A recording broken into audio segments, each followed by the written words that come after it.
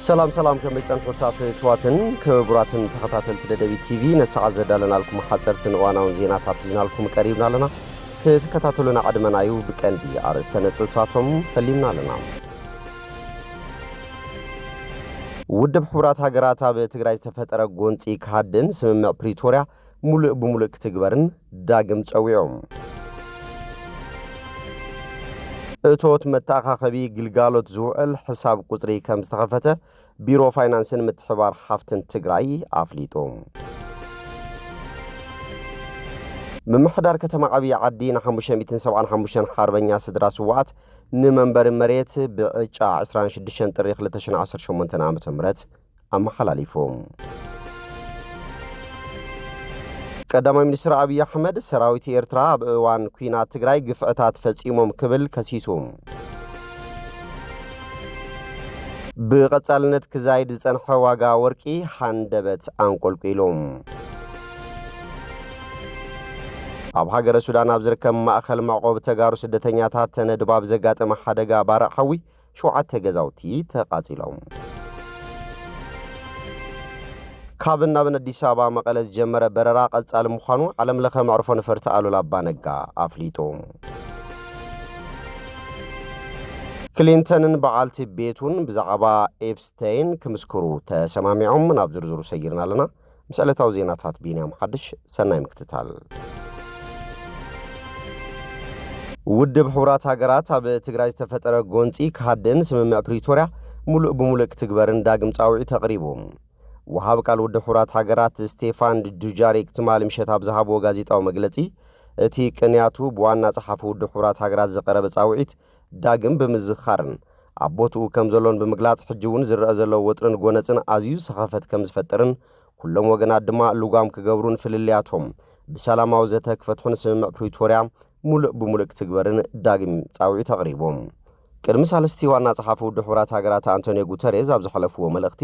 ካብ ቀረባ መዓልታት ጀሚሩ ዝረአ ዘሎ ወጥርን ጎነጽን ኣዝዩ ሰኸፈት ከም ዝፈጠረሎምን ብቕልጡፍ ካድን ጸዊዖም እዮም ክብሉ እቶም ወሃብ ቃል ኣዘኻኺሮም አንቶኒዮ ጉተሬዝ ኣብ ትግራይ ዘሎ ጎነጽን ኣብ ካልእ ዙር ዝኸፈአ ጎንጽ ከይሰግርን ኩሎም ወገናት ነቲ ወጥሪ ክህድኡን ፍልልያቶም ብሰላማዊ ዘተን ኣብ ምትእማን ዝተደረኸ ስጉምትታትን ክፈትሑ ይግባእ ክብሉ ገሊጾም እቶም ዋና ጸሓፊ ኣብ ትግራይ ዝረአ ዘሎ መዕባለታት ብቐረባ ይከታተልዎ ከም ዘለውን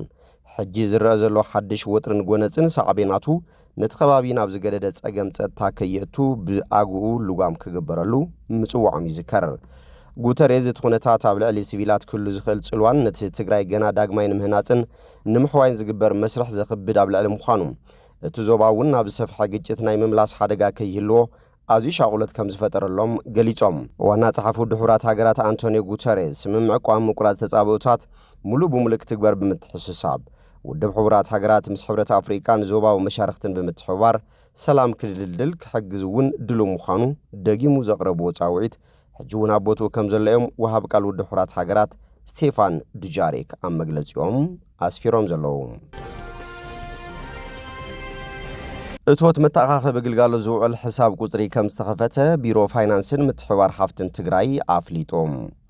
እቲ ምትኽኻብ እቶት ንሓርበኛታት ትግራይ መሐከሚ ተመዛበልቲ ናብ መረበቶም ምምላስን ንሕውየት ትግራይን ግልጋሎት ዝውዕል ኣብ ዝተፈላለዩ ባንክታት ሕሳብ ቁጽሪ ምኽፋቱ እቲ ቢሮ ገሊጹሎም ስለዚ ኣብ ደገና ውሽጢ ትግራይን ዝነብር ትግራዋይን ፈታው ትግራይን እቲ ዝተጀመረ ሓገዝ ተጠናኺሩ ክቕጽል ቢሮ ፋይናንስን ምትሕባር ሓፍትን ትግራይ ጻውዒ ተቕሪቡ ከም ጸብጻብ ቢሮ ጉዳያት ኮሙኒኬሽን ትግራይ ምምሕዳር ከተማ ዓብዪ ዓዲ ን575 ሓርበኛ ስድራ ስዋዓት ንመንበር መሬት ብዕጫም 26 ጥሪ 2018 ዓ.ም ኣመሓላሊፎም ኣብ ስነ ስርዓት ዕጫ ምውጻእ ዝተረኸቡ ከንቲባ ከተማ ዓብዪ ዓዲ ኣይተ ተኽላይ ተስፋይ ከም ዝገለጽዎም እታ ዘላ ሃፍተ ገነት ብኣግባቡ ብስርዓትን ሕግን ክነመሓድር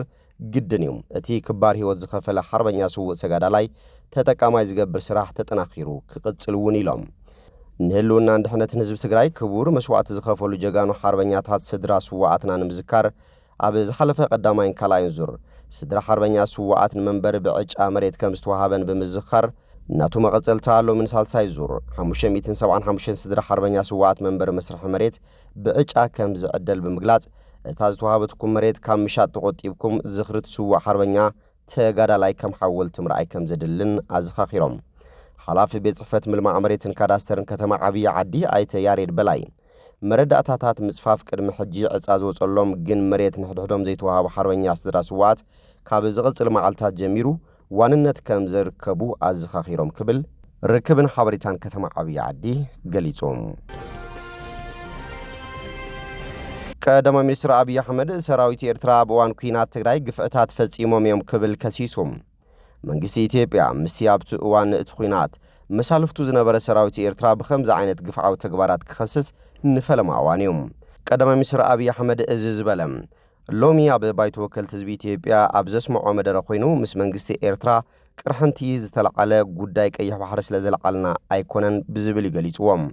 ሰራዊት ኤርትራ ኣብ ከተማ ኣኽሱም ኣብ ልዕሊ መናእሰይ ዝፈጸምዎ ጃምላዊ ጨፍጫፍ ተቃዊምና ቅሬታ ገሊጽና እቲ ባእሲ ምስ ሕወሓት እምበር ምስ ህዝቢ ትግራይ ኣይኮነን ኢልናዮም ግን ኣይሰምዑናን ክብል እዩ ተመጻዲቖም። ኣምኒስቲ ኢንተርናሽናል ኣብ ወርሒ ለካቲት 2021 ቋጽራ ፈረንጂ ኣብ ዘውፅኦ ጸብጻብ ኣብቲ ኩናት ዝተሳተፉ ወታደራት ኤርትራ ኣብ ጥንታዊት ከተማ ኣኽሱም ብምእታው ኣብ ውሽጢ 2 መዓልታት ብኣማይ ዝቝጸሩ ሰላማውያን ሰባት ከም ዝቐተሉ ናይ ዓይኒ መሰኻኽር ከም ዝሓበርዎ ገሊጹ ነይሮም።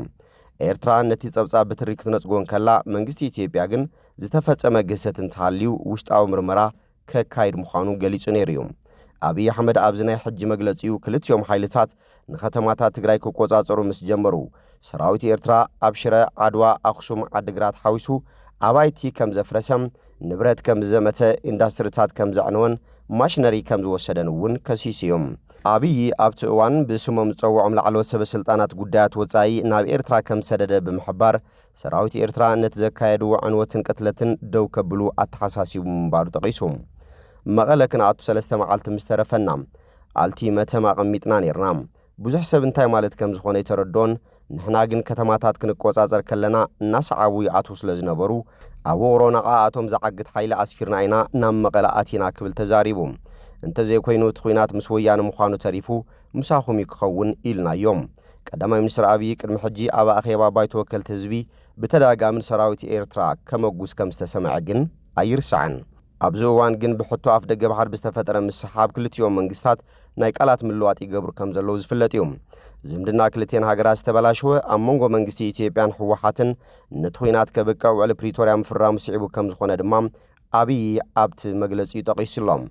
ኤርትራ ሕወሓት ሙሉእ ብሙሉእ ከይጠፈ እቲ ኩናት ክዛዘም ኣይነበሮን ብምባል ነቲ ስምምዕ ከም ዝተቃወመቶ እቲ ቀዳማይ ሚኒስትር ተዛሪቡ።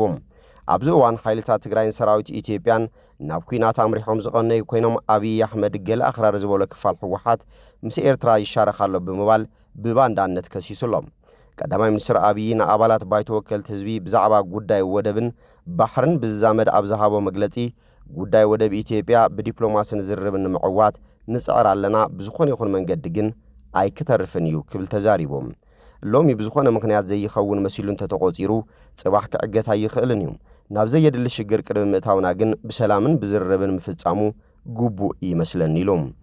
ኢትዮጵያ ወደብ ባሕሪ ኣየድልያን ኢሉ ዝኣምን ተፈጥራዊ ሕጊ ጌጋ እዩ ዝመስለን ዝበለት ቀዳማይ ሚኒስትር ኣብ ሓደ እዋን እርጋን እንተርከበና እውን ቀይሕ ባሕርን ኢትዮጵያን ተፈላለዮም ክነብሩ ኣይኽእሉን እዮም ኢሎም። ካብ ጫፍ ምጽዋዕ ክሳብ ሞቃዲሾ ዘሎ ንውሓት 5000 ኪሎ ሜትሮ ምዃኑ ዘዘኻኸረት ቀዳማይ ሚኒስትር ኢትዮጵያ 50 ኪሎ ሜትሮ ጥራይ ከም ዝሓተተት ተዛሪቦም።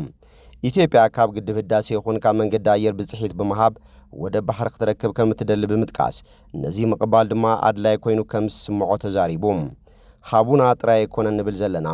ነቲ ካባና ዝተረፈ ውሰድዎ ዘጥፋእናዮ እንተሎ ድማ ይቕረበሉልና ግን ኢትዮጵያ ተፈጥራዊ ጸጋ ኣሕሊፍካ ምሃብ ኣጸጋሚ ኢሎም።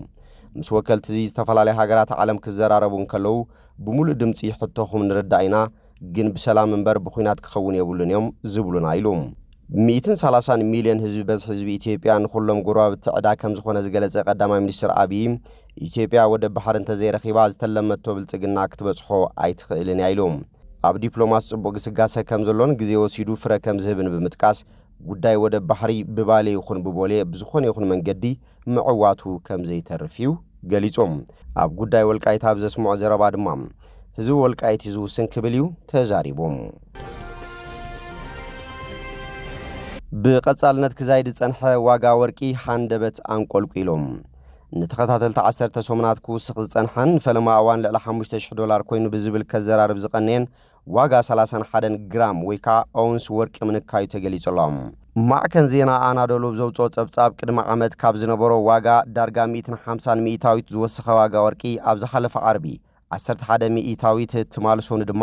ካብቲ ዓርቢ ዝነበሮ ዋጋ 6.7 ሚእታዊት ብምውራድ ናብ 4535 ዶላር ምብጽሑ ተመላኺቶም። እቲ ምንቁልቋል ማእኸላይ ባንኪ ኣሜሪካዊ ከዓ ፌደራል ሪዘርቭ ወለድ ዶላር ከይተቐየረ ክጸንሕ ኣብ ዝሓለፈ ረቡዕ ንዝሃበ ውሳነ ስዒቡ ዝመጸ ምዃኑ ኣናዶሎ ብርሂዮም። እቲ ዝተገለጸ ዋጋ ናይ ሓደ አውንስ ወይ ድማ 31 ግራም ወርቂ ን24 ካራት ዝጥምት ምዃኑ ንምፍላጥ ተኻኢሉሎም። ኣብ ሃገረ ሱዳን ኣብ ዝርከብ ማእኸል መዕቆብ ተጋሩ ስደተኛታት ተነድባብ ዘጋጠመ ሓደጋ ባራዕ ሓዊ 7 ገዛውቲ ተቓጺሎም። እቲ ሓደጋ ባራዕ ሓዊ 25 ጥሪ 2018 ዓ.ም ከባቢ ሰዓት 10 ፈረቓን ዘጋጠመ ኮይኑ በቲ ሓደጋ 7 ገዛውቲ ሙሉእ ንሙሉእ ምስ ንብረቶም ከም ዝተቓጸሉ ከም ዝዓነውን ግዳያት ሓቢሮም። መንቀልቲ ሓደጋ ምጽራይ ዝርከብ ኮይኑ ዛጊታ ኣብ ህይወት ሰብ ዝበጽሕ ሓደጋ ከም ዘየለ ንምፍላጥ ተኻኢሎም። ኣብቲ ማእኸል መዕቆቢ ብተደጋጋሚ ሓደጋ ባራዕ ሓዊ ዘጋጥም ኮይኑ ክሳብ ሕጂ ድማ ልዕሊ 248 መንበር ገዛውቲ እንትቃጸሉ ሓደ ዕሸል እውን ተቓጺሉ ህይወቱ ክሓልፍ ኪኢሉ እዮም። ኣብቲ ማእኸል መዕቆቢ ልዕሊ 31,000 ስደተኛታት ተጋሩ ዝርከቡ ኮይኖም ዛጊት ብርኪ ዝበሉ ብጥሜትን ሕማምን ከም ዝሞቱ እውን እቶም ዝተረፉ ድማ ይሳቀዩ ምህላዎም ብተደጋጋሚ ክግለጽ ጸኒሖም። ካብን ናብ ኣዲስ ኣበባ መቐለ ዝጀመረ በረራ ቀጻሊ ምዃኑ ዓለም ለኸ መዕርፎ ነፈርቲ ኣሉላ ኣባ ነጋ ኣፍሊጦም። ኣብዚ ቅንያት ተቋሪጹ ዝነበረ ኣገልግሎት በረራ ኣየር ጥሪ 26 2018 ዓ.ም ምጅማሩ ዋና ማናጀር ዓለም ለኸ መዕርፎ ነፈርቲ ኣሉላ ኣባ ነጋ መቐለ ኣይተንዳል ክገዙ ገሊጾም። ን5 መዓልታት ተቋሪጹ ድሕሪ ምጽናሕ ሎሚ ዝጀመረ ኣገልግሎት በረራ ብስሩዕነት ከም ዝቕጽል ኣይተንዳል ክገዙ ንቴሌቪዥን ትግራይ ብስልኪ ኣብ ዝሃብዎ መብርሂ ገሊጾም። ተጓዓዝቲ ዝሓዘት ነፋሪት ሎሚ ንግሆ ካብ ኣዲስ ኣበባ ናብ መቐለ ከም ዝኣተወት እውን ኣይተንዳልክ ተዛሪቦም። ክሊንተን በዓልቲ ቤቱን ብዛዕባ ኤፕስቴይን ክምስክሩ ተሰማሚዖም። ፕሬዚዳንት ኣሜሪካ ነበር ቢል ክሊንተንን ሚኒስትር ጉዳያት ወጻኢ ዝነበረት በዓልቲ ቤቱ ሂላሪን ኣብቲ ብዛዕባ ኮንግረስ ንጾታዊ ገበነኛ ጄፍሪ ኤፕስቴይን ኣመልኪቱ ዘካየዶ ምርመራ ምስክርነት ክህቡ ተሰማሚዖም። እዞም መጻምድቲ ኣብ ቅድሚ ኮሚቴ ተቆጻጻሪ ባይቶ ምቕራብ ኣብዮም እዮም ጸኒሖም። ቢል ክሊንተን ምስቲ ኣብ 2019 ቆጻጽራ ፈረንጂ ኣብ ቤት ማእሰርቲ ዝሞተ ኤፕስቴይን ይፈልጥ እኳ እንተነበረ ብዛዕባ ጾታዊ ገበናት ኤፕስቴይን ከም ዘይፈልጥን ቅድሚ 10 ዓመት ኣቢሉ ምስኡ ምርኻብ ከም ዘቋረጸን ይዛረብ። እቲ ቃል ምስክርነት መዓዝ ከም ዝወሃብ ግን ንጹር ኣይኮነን። ጀራልድ ፎርድ ኣብ ኮንግረስ ቀሪቡ ቃለ ምስክርነት ድሕሪ መሃቡ ፕሬዚዳንት ኣሜሪካ ኣብ ፓነል ኮንግረስ ክቐርብ ፈላማይ ክኸውን እዮም። ብሪፐብሊካን ዝምራሕ ተቆጻጻሪ ኮሚቴ ኣብ መወዳእታ ዝሓለፈ ወርሒ ብደገፍ ገለ ዴሞክራት ስድራ ቤት ክሊንተን ንትእዛዝ ቤት ፍርዲ እምቢ ከም ዝበሉ ገይሩ ክሕዞ ጽዲቖም። ትማል ምሸት ወሃብ ቃል ክሊንተን ኣንጀል ኡሬና እቶም መጻምድቲ ኣብ ቅድሚቲ ፓነል ከም ዝቐርቡ ኣብ ኤክስ ብምጽሓፍ ኣረጋጊጾም። ኣብቲ ናብ ኮሚቴ ምቁጻር ዘቕንዐ ጽሑፍ ብሰናይ ድሌት እዮም ተደራዲሮም ኢሎም። እቲ ዝፈልጥዎ ብመሓላ ነጊሮምኹም እዮም ግናኸ ኣየገደሰኩምን እንተኾነ እቲ ፕሬዚዳንት ነበርን ሚኒስትር ጉዳያት ወጻኢ ዝነበረትን ኣብኡ ክህልውኦም ንኹሉ ዝጸሉ ኩነት ድማ ከቐምጥ እዮም ኢሎም። ክሊንተን ምስ በዓልቲ ቤቱ ቅድሚ ሕጂ ነቲ ኮሚቴ ቃለ መሓላ ከም ዝሃበን ብዛዕባ ኤፕስቴይን ዝነበሮም ውስን ሓበሬታ ከም ዘቕረቡን ይዛረብ። እዞም መጻምድቲ ነቲ ሕጋዊ ጻውዒት ከምቲ ፕሬዚዳንት ትራምፕ ዝበሎም ንፖለቲካዊ ተነሓናሕቲ ንምስኳን ካብ ዝግበር ተንኰል ዝሓልፈ ኣይኮነን ክብሉ ነጺጎሞ ነይሮም። ቢል ክሊንተን ካብ ግዳያት ኤፕስቴይን ክሲ ቀሪቡሎ ይፈልጥን። ኤፕስቴይን ኣብ ጾታዊ በደላት ተዋፊሩ ከም ዝነበረ ኣፍልጦ ከም ዘይነበረ እውን ይገልጽ። መዝገብ ጉዕዞ ብሕታዊት ጀት ናይ ኤፕስቴይን ከም ዘመልከቶም ክሊንተን ኣብ 2002 ከምኡውን 2003 4 ኣህጉራዊ በረራታት ከም ዝገበረ ይሕብር። እቲ ፕሬዚዳንት ነበር ኣብቲ ብኽፍሊ ፍትሒ ዝተዘርግሐ ሰነድ ስእልታቱ ይርአዩ። ኣብ ሓደ ስእሊ ኣብ ፑልን ሓንበሰ ዘርኢ ኮይኑ ካልእ ድማ ብሕቑ ተጋዲሙን ኣእዳው ብድሕሪት ኣብ ክሳዱ ተተሪእሱን የርኢ። ወሃብ ቃል ናይ ክሊንተን ኡሬና እቶም መሳእል ኣብ ታሕሳስ ኣብ ዝተዘርግሕሉ እዋን ቅድሚ 10 ዓመታት ዝተሳእሉ ምዃኖም ከምኡውን ገበናት ኤፕስቴይን ናብ ቃልዕ ቅድሚ ምውፁ ርክቦም ከም ዝተቋረጸ ገሊጹ ነይሩ። ስድራ ቤት ክሊንተን ኣብ ዝሓለፈ ወርሒ ንኣቦ ወንበር ኮሚቴ ቁጽጽር ባይቶ ጄምስ ኮመር ኣብ ጽሓፍዎ ደብዳበ ንኣተሓዛ ምርመራ ኤፕስቴይን ነቒፎም ነይሮም። ኣብቲ ደብዳበ ከም ኣቦ ወንበር ዝገበርካዮም ምርጫታትን